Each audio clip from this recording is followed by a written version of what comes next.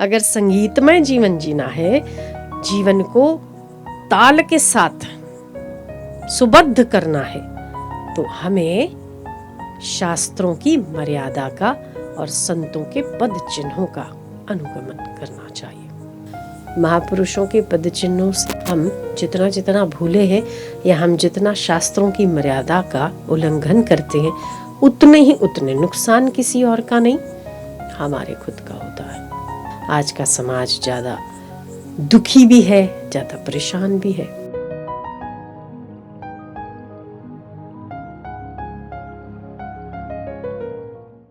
एक माइक होता है और एक माइक में गाने वाला, उसके पीछे सब लोग सुव्यवस्थित गाते हैं।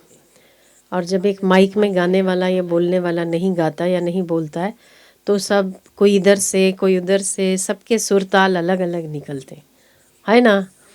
कोई हरे राम गा रहा है, कोई एक आरती भी गा रहा है, तो कोई मात पिता तुम मेरे, तो दूसरा तुम हो एक अगोचर, तो तीसरा तुम करुणा के सागर। सब अलग अलग अलग अलग गाते, पर जो एक लीड करता है, जो माइक में गाता है, उसको सुन के सब लोग उसके पीछे सुव्यवस्थित गाते। इसका मतलब मनुष्य का स्वभाव है पीछे चलना। एक व्यक्ति लीड करता है और दूसरे हजारों उसके पीछे उसको फॉलो करते हैं, और ऐसा होना भी चाहिए। और जब आप किसी को फॉलो करते हो तो बड़ा सुव्यवस्थित करते हो। जब आप अपने अपने मन की मर्जी से, तो कोई इधर कोई उधर, कोई वैसे कोई ऐसे गाता है, ऐसे ही आपको जीवन को सुव्यवस्थित करना है, तो आपको संतों के पद चिन्हों को फॉलो करना चाहिए। जीवन को सुखी करना है तो आपको मनुष्य मात्र जिस मार्ग से महापुरुष चले हैं, जिस मार्ग का महापुरुषों ने अनुसरण किया है, उसी मार्ग का अनुकरण प्रत्येक जीव को करना चाहिए। जिस मार्ग पर संत महापुरुष चल के शांति को प्राप्त हुए, सच्चे महापुरुष शांति को प्राप्त हुए हैं, उसी मार्ग का अनुसरण करने से मनुष्य भी शांति को प्राप्त होता है। तो एक आप जब इतना सा गाना, अभी तो आप हरे राम कीर्तन कर रहे थे, उसमें कोई अलग से जा रहा है, कोई उधर से जा रहा है, एक आरती गाई जाती है तो कोई अलग राग गा रहा है, कोई अलग सा स्टेंजा उठा रहा है, कोई कुछ गा रहा है। सब एक साथ इकट्ठे नहीं गा पाते यदि एक व्यक्ति माइक में ना गा रहा हो, है ना। सब भिन्न भिन्न मति, भिन्न भिन्न राग, भिन्न भिन्न तौर तरीके से गाते हैं। तो हम ये कैसे सोच लें कि हम छोटी सी आरती गाते हैं या छोटा सा हम कीर्तन करते हैं, उसमें भी हम सही से नहीं कर पाते, तो हम क्या समझते कि हमें जीवन सही से जीना हो तो क्या हमें किसी का अनुसरण नहीं करना चाहिए? करना बनता ही है, नहीं तो फिर ऐसा हो जाता, बेराग हो जाता। अगर रागमय जीवन जीना है, अगर संगीतमय जीवन जीना है, जीवन को ताल के साथ सुबद्ध करना है, तो हमें शास्त्रों की मर्यादा का और संतों के पद चिन्हों का अनुगमन करना चाहिए। शास्त्र मनुष्य को मर्यादा सिखाते हैं कि क्या उचित है, क्या अनुचित है, क्या करना चाहिए, क्या नहीं करना चाहिए। जितना जितना हम महापुरुषों के पद चिन्हों से हम जितना जितना भूले हैं या हम जितना शास्त्रों की मर्यादा का उल्लंघन करते हैं, उतने नुकसान किसी और का नहीं, हमारे खुद का होता है। इसलिए हम ज़्यादा परेशान भी है। आज का समाज ज़्यादा दुखी भी है, ज़्यादा परेशान भी है। दौड़ते हैं हम लोग, बहुत दौड़ते हैं, बहुत भागते हैं। कहाँ भागते हैं ये पता तो अब तक नहीं चला है कि कहाँ भाग रहे हैं, पर बैठे हैं शांति पाने के लिए, फिर भी मन देखो कितना दौड़ता है, कितना दौड़ता है, कितना दौड़ता है। क्योंकि हमारे जीवन में वो शास्त्र की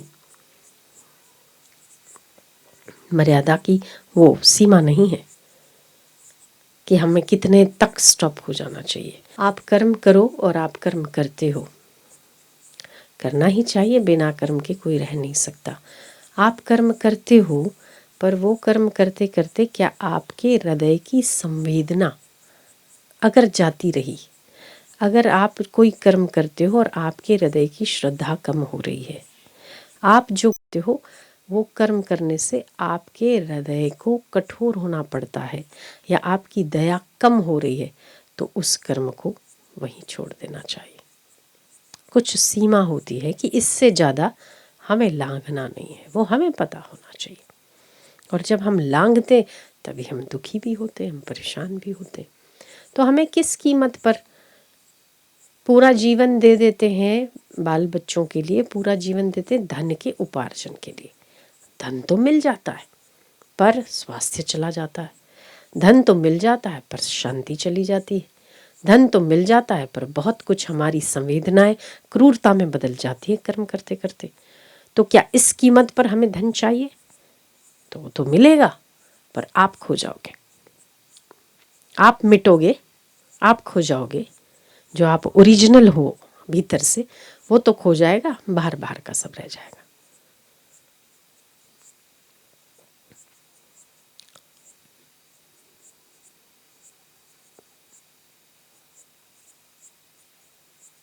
तो हम सब अनुभव करते हैं संसार में, धन इकट्ठा करने का अनुभव, बच्चे पैदा करने का अनुभव, शादी करने का अनुभव, पर इन समस्त अनुभवों से आध्यात्मिक अनुभव कहीं ऊंचा और श्रेष्ठ है। रमण महर्षि कुछ नहीं करते थे, कुछ नहीं कहते थे, सिर्फ बैठे रहते थे। तो भी साइंटिस्ट, डॉक्टर उनके चरणों में बैठ के कुछ नहीं करते, केवल देखते और शांत हो जाते थे। डॉक्टर पोल रमण महर्षि के एक बार चरणों में गए, बैठे थे रमण महर्षि। वो अपने अनुभव में लिखते हैं कि मैं उस ऊर्जा शक्ति के पास गया, जब मुझे उन्हें ऊर्जा शक्ति बोलना पड़ता है, क्योंकि वो कुछ भले बोल नहीं रहे थे पर उनकी आंखों से ऐसे लग रहा था कि जैसे कोई एक शक्ति प्रवाहित हो रही है। मैं जब उनके सानिध्य में बैठा, डॉक्टर पोल मतलब अमेरिकन डॉक्टर था, मैं जब उनके चरणों में बैठा तो मुझे मेरे रुधिर के अंदर तक मुझे सनसनी पैदा हो जाए, मतलब मेरे रोंगटे खड़े हो जाएं। वो कुछ नहीं बोल रहे थे पर उस वातावरण में बैठ के जो मैंने अनुभव किया, मेरे रुधिर के भीतर सनसनी पैदा हो गई। मुझे ऐसा लगा कि जैसे कोई शक्ति ऐसी है जो बरबस में नहीं चाह रहा हूँ फिर भी मेरे अंदर प्रविष्ट हो रही है। मुझे ऐसा लगा कि मेरी सारी भौतिक चेतनाएं, जो मुझे समझ है, जो मैं समझ रहा हूँ, जो मैंने पढ़ाई की है, जो मैं समझा हूँ, जो मेरे पास है, यहाँ तक कि मैं खुद को भी भूल रहा था। वो क्षण ऐसे थे मेरे जीवन के अविस्मरणीय स्मरण थे। वो मेरे पल थे जब मैं अपनी भौतिक चेतना को भूल रहा था और मुझे लग रहा था कि कोई ऊर्जा मेरे भीतर प्रविष्ट कर रही है। और यही आध्यात्मिकता है। जब आप किसी ऊर्जा क्षेत्र में जाते हैं या जब आप महापुरुषों के दर्शन करते तो आपको कुछ ना करने पर भी शांति आती है। कुछ ना करो, बैठे रहो तब भी आपको आनंद आता है।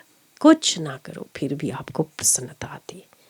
और संसार के लिए कितनी मेहनत कर लो, मज़ा नहीं आता। कुछ सुख और कुछ क्षणिक आनंद ज़रूर आपको महसूस होता है पर वो टिकता नहीं, रुकता नहीं।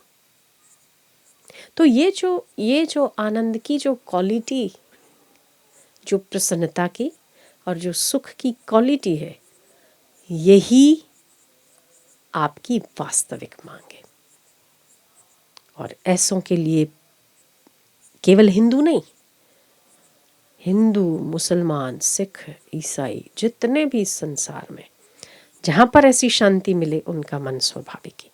डॉक्टर पोल ये भी लिखते हैं कि मेरा मन, मेरा चित्त उस ऊर्जा की ओर बरबस आकर्षित हो रहा था।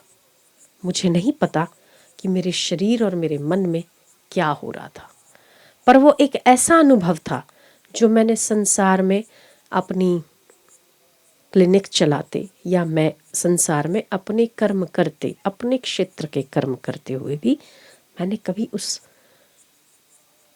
चीज़ का अनुभव नहीं किया जो मैंने रमण महर्षि के चरणों में बैठ के कुछ मिनटों में कर लिया। तो इसका मतलब मानना पड़ेगा कि जो ईश्वर विश्वासी हैं या जो ईश्वर पर दृढ़ आस्था रखते हैं या जो आध्यात्मिक व्यक्तित्व हैं, उनके चरणों में बैठ के आपको सहज शांति मिलती है, कुछ करने की ज़रूरत नहीं पड़ती। स्थान का भी ऐसा महत्व होता है। जिस स्थान पर आपके पूर्व काल में कोई महापुरुष तपस्या करके गए, वो जगह स्वयं में इतनी वाइब्रेटेड हो जाती है। मतलब चेतना, आपकी जो चेतना है वो चेतना इतनी विकसित है कि जड़ और चेतन सबको प्रभावित करती है। मुक्तानंद के पास कोई व्यक्ति आया और उसने कहा कि महाराज मुझे दीक्षा चाहिए, गुरु मंत्र चाहिए। तो मुक्तानंद ने कहा कि मैं तुम्हें गुरु मंत्र नहीं देता। बोले पर मैं बहुत समय से इंतज़ार करता हूँ, मुझे चाहिए। तो मुक्तानंद ने अपने निवास को पहले 4-5 साल जिस कुटिया में रहे थे, अब वो किसी और कुटिया में रहते थे, तो उस कुटिया को ताला लगाया हुआ था। तो ताला खोल के कहा कि जाओ इस कुटिया में बैठो और तुम्हें जो मंत्र सुनाई दे, जो ध्वनि सुनाई दे, वही अपना गुरु मंत्र समझ लेना। वो व्यक्ति उस मुक्तानंद की कुटिया में बैठा। वो व्यक्ति लिखता है कि मुक्तानंद जी की कुटिया की दीवारों में से मुझे ओम नमः शिवाय की ध्वनि सुनाई दी। दीवारों में से, दीवार बोलती नहीं है, पर आपकी चेतनता में इतना बल है कि जड़ भी बोलने लगता है। ये चेतनता है। और आध्यात्मिक व्यक्तियों की ऊर्जा बहुत स्ट्रांग होती है, बहुत पावरफुल होती है। हम चाहकर भी वो चीज़ हासिल नहीं कर सकते, वो चीज़ प्राप्त नहीं कर सकते जो महापुरुष केवल फुरने से ठीक कर देते हैं। तो वो व्यक्ति लिखता है कि मैं मुक्तानंद जी की कुटिया में गया तो मुझे चारों ओर जहाँ पर मैं देखता हूँ वहाँ से मुझे ओम नमः शिवाय की धुन सुनाई देती है। और मैं पहले तो घबरा गया कि ये क्या हो रहा है, कौन बोल रहा है। ऐसा तो नहीं कि यहाँ पर स्पीकर लगे हुए हैं, ऐसा तो नहीं यहाँ पर कुछ ऐसा ध्वनि साउंड करे, ऐसा ओम नमः शिवाय साउंड आए, ऐसा कुछ लगाया हुआ है। पर उस कमरे में कुछ भी नहीं था। जब मैंने दीवारों को कान लगाया तो दीवारों की प्रत्येक नस नस, मतलब रग रग में मुझे ओम नमः शिवाय की ध्वनि सुनाई दे रही थी। और मैं कितनी देर तक वहाँ बैठा रहा, मेरी आंखें स्वतः बंद हो गई, मुझे उठने का मन नहीं हुआ। जब मैं वापस आया तो गुरुदेव सामने खड़े रह के मुस्कुरा रहे थे और पूछा कि गुरु मंत्र मिल गया। तो मैंने कहा जी, और मैंने उनसे पूछा कि ये कैसे संभव है। तो गुरुदेव ने मुझे बताया कि ये मनुष्य का जप जब चेतन हो जाता है, मनुष्य इतना जप करता है कि जब चेतन हो जाए तब जड़ चेतन सभी चीज़ें मंत्र का उच्चारण करने वाली बनती है। तो ये एक साधारण मनुष्य के बस की बात नहीं है। और जब आप जप करते हो तो आप साधारण रह भी नहीं सकते। जो एक साधारण मनुष्य जप करता रहे, इतना जप करता रहे, तो साधारण रहेगा ही नहीं, विशिष्ट हो जाएगा। तो महापुरुषों में वो ऊर्जा होती है। जैसे डॉक्टर पॉल ने भी कहा कि मेरी नस नसों में, मेरे रुधिर के भीतर, मेरी नसों में मुझे सनसनाटी सी लग रही थी। ऐसा लग रहा था कि कोई चीज़ है जो मेरे रुधिर को और मेरे अंतर्मन को हिला रही है। तो ये आध्यात्मिक ऊर्जा है। कुछ कुछ स्थान ऐसे होते हैं, जैसे ये स्थान ऐसा है, आप कुछ भी ना करो फिर भी आपका मन शांत हो जाता होता है ना। कुछ भी ना करो, कुछ करने की आवश्यकता ही नहीं लगती। ऐसे लगता है कि बैठे रहो, जप करो, सेवा करो, मौन रहो। तो हमको खुद को कभी कभी बैठे होते हैं तो ऐसे लगता है कि उठो मत, 2-2 घंटा, 2.5 घंटा। तो यहाँ आप लोग भी आते हो या जैसे दूसरे जितने भी लोग आते हैं, थोड़ी बहुत सेवा करते हैं, थोड़ा जप ध्यान करते हैं, तो थोड़ा जप करने से भी मन बहुत लगता है। और कोई कोई स्थान ऐसे होते हैं कि आपको बैठने का मन नहीं करता। तो कुछ तपस्थलियाँ ऐसी होती है, वो क्यों होती है? क्योंकि वो चेतन ऐसा है, जो चेतना वहाँ बैठकर तपस्या कर रही थी, उसने जड़ को भी चेतन बना दिया। तो आप में वो बल है, प्रत्येक मनुष्य के भीतर। ऐसा नहीं कि केवल महापुरुष महापुरुष महापुरुष कब बनते हैं? साधारण से ही तो महान बनते हैं ना। उनकी चेतना साधारण ही तो होती है, पर वो अपनी चेतना को, ये प्रारब्ध पर निर्भर नहीं करता, ये पुरुषार्थ पर निर्भर करता है। ईश्वर की कृपा तो है ही। परमात्मा न अधिक उपदेश से प्राप्त होता है, न अधिक श्रवण से प्राप्त होता है, न अधिक मनन से प्राप्त होता है, न अधिक यज्ञ यागादि कर्म से प्राप्त होता है। परमात्मा जिसको स्वयं चयन करता है, उसी को प्राप्त होता है।